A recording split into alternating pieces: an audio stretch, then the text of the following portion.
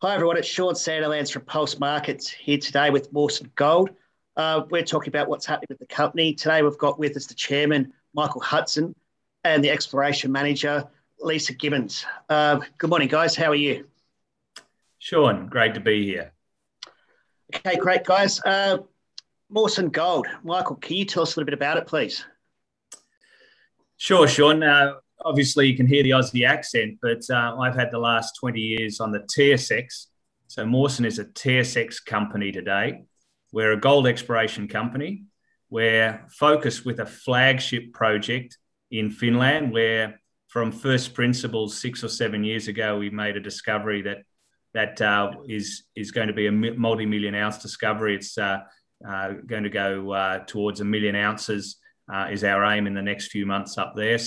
So it's a group of people who can make discoveries, but most importantly, and for our conversation today, we've got a number of projects here in Australia, in Queensland and Victoria, that we've spent many millions of dollars on in the last year and made some great discoveries in our own backyard. That's fantastic. Thank you. With Victoria, we've noticed there's been an explosion of exploration recently. Can you fill us in about why that's come about?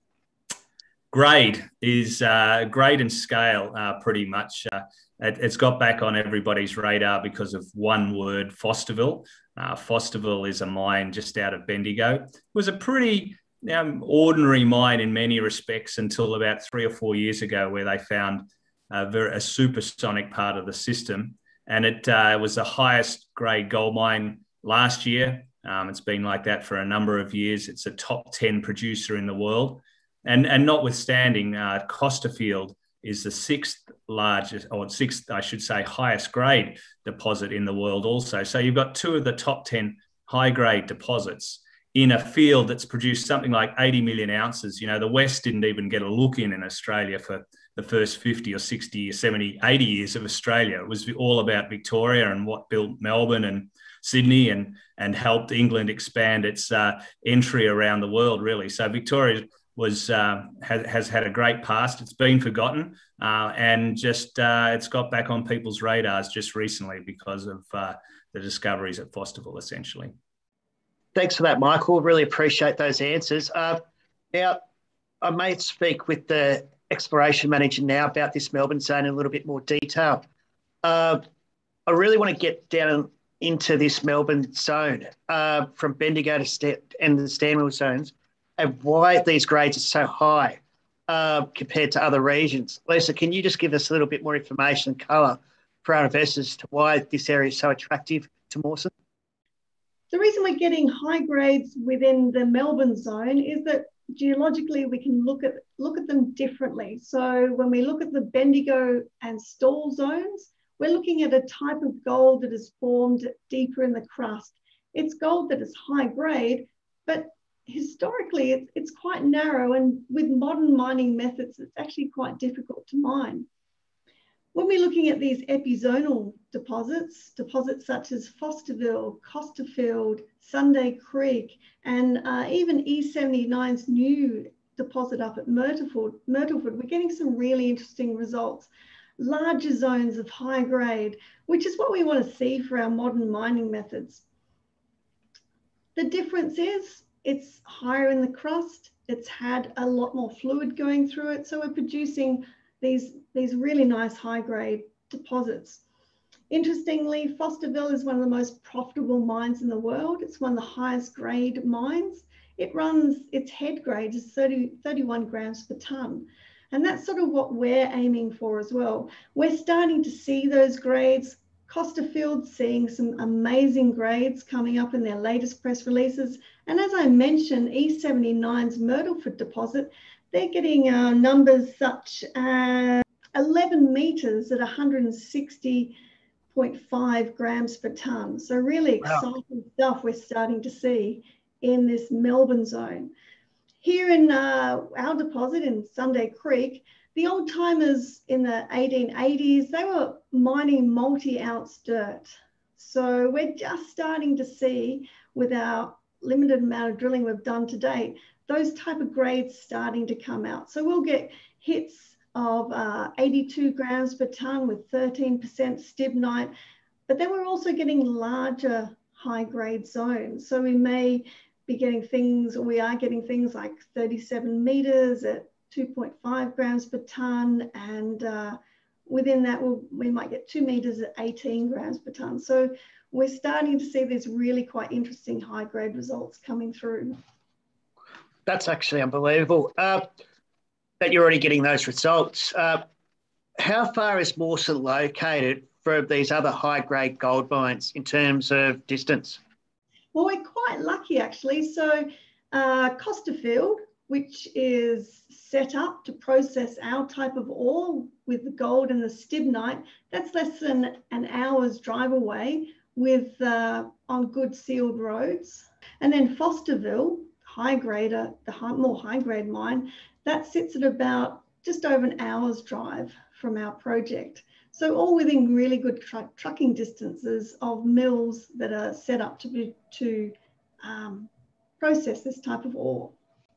So virtually the infrastructure's around you to keep moving forward, which brings me back to the thing you touched on earlier. You've done some exploration down there in the region. Is there much more to go before you look at listing? We were quite lucky that during such a dramatic year, 2020 is when Mawson Gold actually got on the ground here in Victoria. And we're not talking about the beginning, it was late 2020 we really started to do some work. So with a small, very focused local team, we got quite a lot done during the extensive lockdowns. So we worked on our Redcastle tenements, which is directly along strike from Costerfield. So that's really a close distance. There we did a detailed LiDAR survey, we did detailed geophysical surveys, we did a few drill holes, got some interesting results, but as yet we're still sort of stitching them up with the assays only just coming in at the start of this year. We've also done work on our Roo project, which is up near Rushworth. Again, we've done detailed geophysics and just a couple of diamond holes up there. But our main work is focused on Sunday Creek, of course. And at Sunday Creek, we've done a lot of work. We've got the LiDAR completed. We've done 3D induced polarization surveys.